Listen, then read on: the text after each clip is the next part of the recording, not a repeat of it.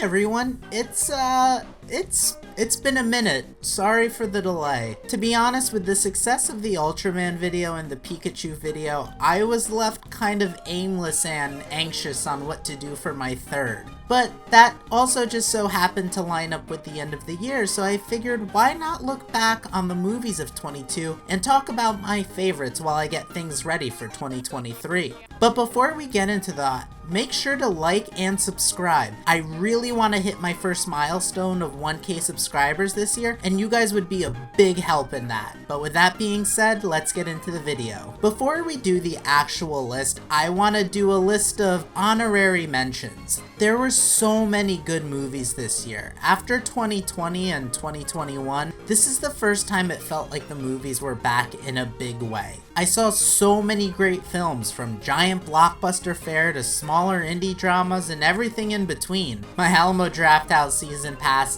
definitely got its use. But with that being said, here's some movies that I loved but that didn't quite crack the top 10. Armageddon Time, 3000 Years of Longing, The Batman, Dragon Ball Super Hero, Ambulance, Sonic 2, Turning Red, Prey, The Northman, Glass Onion, A Knives Out Mystery, The Banshees of Inisherin, Elvis, and Doctor Strange and the Multiverse of Madness. And with that being said, let's get into the actual list. Number 10, The Fabelmans. There was a lot of talk about The Fabelmans being the story of Steven Spielberg and how he developed his love of the movies, and to a certain extent that is what it's about. But even more, it's a story of how a family falling apart affects those around them, and how that would shift the art that one of our most prolific directors of all time would go on to make. It's incredibly tender, kind, and heartfelt. I honestly think watching this puts into context so much of Steven Spielberg's catalog, and I left this movie appreciating him more than I already did. Plus, it's got a David Litch cameo that absolutely kicks ass. Number 9, Black Panther: Wakanda Forever. Ryan Coogler and co. had an impossible task with Wakanda Forever. Between numerous delays and a late-stage rewrite due to the tragic loss of Chadwick Boseman, it seemed like everything was poised to go wrong with this movie. What it ended up being, however, felt like a therapy session on display. Coogler manages to help himself and his cast work through their feelings of loss, while also acknowledging what Chadwick and T'Challa represented to the audience, all while also pushing the MCU as a whole forward. It's an incredible balancing act that falters here and there, but for much of it stays true to what its core is. And you can't bring this movie up without bringing up Angela Bassett's wonderful performance. I want to break the Kappa immersion for a second to talk about Talocan and Namor. My father is from Honduras, and growing up would tell me bedtime stories about our indigenous warriors. At a pretty young age, he bounced, and when he did that, it felt like he took my connection to our culture with him. I've since then tried to find it in other ways, through research and yes, through the media that I consume. While that might not be perfect, it's how I connect. Seeing such a morally complex character such as Namor and the people of Talocan be such a force in a giant franchise like the MCU, it meant a lot to me in a way that I don't know if I'll ever be able to fully articulate. So for that, I also want to just say thank you to Ryan Coogler. Number 8, Jackass Forever. God, is there any funnier movie-going experience than a Jackass movie in a crowded theater? These movies are insane and twisted, and no matter what, I just cannot look away. I don't think I've laughed as hard this year as I did in Jackass Forever. Some of the stuff that they do to each other is just so absurd that at a certain point I couldn't tell if I was cracking up or crying because of the secondary pain. If you've seen any Jackass movie, you know that the openings are absolutely legendary, and this one is easily the best. However, due to the nature of it, we can't really show you any of it here on YouTube. Let's just say that if you're a fan of Godzilla though, you'll like it. It's low-hanging fruit for fans of the franchise, if you will. The absurdity aside, I think the reason these movies are so funny is for as insane as they are also incredibly heartfelt. This is, at the end of the day, a group of friends who love each other so much, basically being given a couple $1 million to just go outside and play with each other. For all the ball kicks and blunt force trauma, you know they love one another, and it's oddly sweet because of that. It's like traumatic, non-toxic masculinity, if that makes sense. Number 7, Top Gun Maverick. You know, out of all the movies on this list, Top Gun Maverick was probably the one I cared about the least going in. The original Top Gun is a fun, cheesy time. Don't get me wrong, I like it. But I like it in the way that I like a lot of movies of that era, and that I have a ton of fun with the action sequences, but I laugh a lot at the cheese of it all. So going into Maverick, a movie that seemed to be, frank, a little up its own butt about the supposed legacy of the first movie, I didn't really expect all that much, but oh boy was I wrong. This ended up being one of my favorite experiences at the theater this year. Not only was this movie exciting and awe-inspiring, but I was totally wrong about what this movie was gonna be. Yes, there's a lot of callbacks to the past, most obviously with both Iceman and Rooster, but this movie even wasn't so much about the Top Gun of it all, as much as it was Tom Cruise looking back on his legendary career as an action star and letting people know that, yeah, there's gonna be a day when I can't do this, but today's not that day. It's a really interesting movie that feels like it's in conversation with its genre, almost. Number 6, Nope.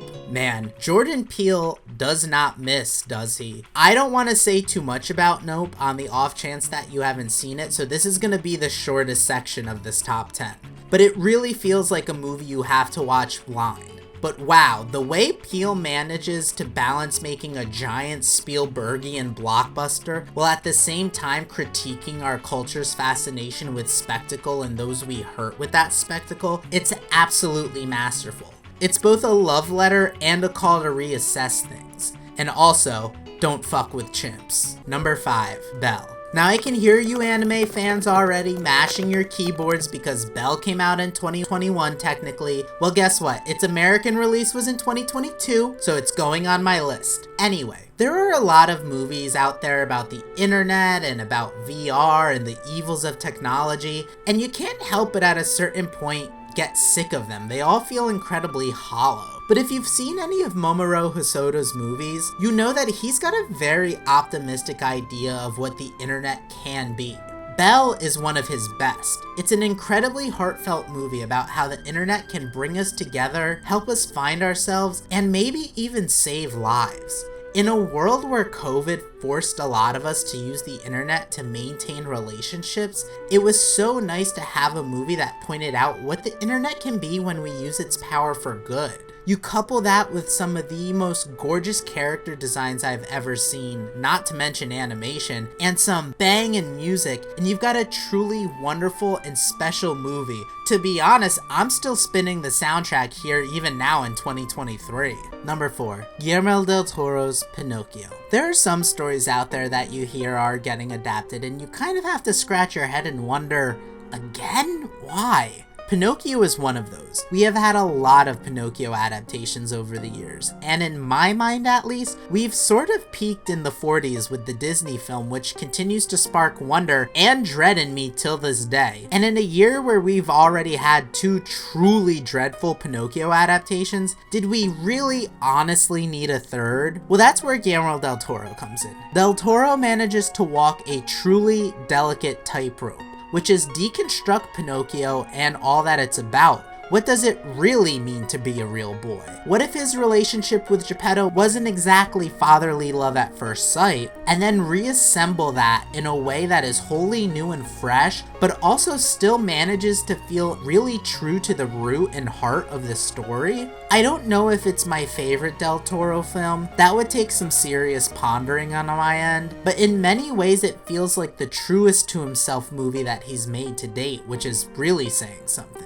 You get this feeling that this wasn't a movie Del Toro just wanted to make, it was a movie that he almost needed to make. My top 3, Shin Ultraman, Everything, Everywhere, All at Once, and Avatar, The Way of Water. I know. I can hear people typing up comments about all three of these movies sharing the top spot being a cop-out, but when I sat down to make this list, I knew these three were gonna be my top three from the get-go. And I managed to get everything else in an order that I was happy with, but when I got back to these three, I had a really hard time justifying placing one over the other. So that's how we got here. All three of these movies sparked something in me that I've carried with me throughout the year. I know Way of Water hasn't been out that long, but I'm honestly still thinking about it after having seen it twice at this point. And I could wax poetic about these movies individually for hours. I already have with Shin Ultraman. But I think at the heart of it, these three movies represent something that I want to call the singular blockbuster.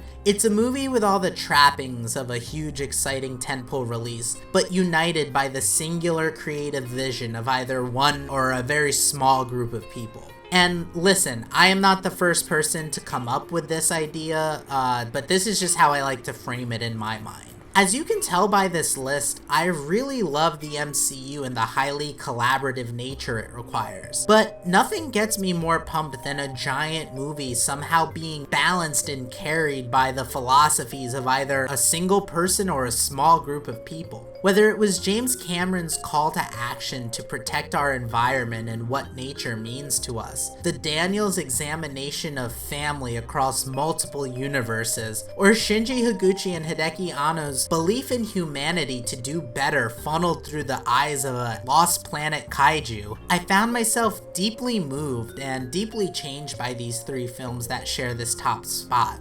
2022 was a stressful year for a lot of people, myself included, and I think these three movies to me represented hope in various aspects. They inspired me to do more, they inspired me to do better, and above all else really sparked my imagination in huge ways that I've carried with me. In fact, I was so compelled with Shin Ultraman that I started this channel. The only reason that I'm honestly not speaking about each one more in depth is because at some point I want to talk about all of them in their own videos. They're all very special movies that I've held close to me, and I just couldn't be forced to order them. It was just too hard for me. Well, that's my list.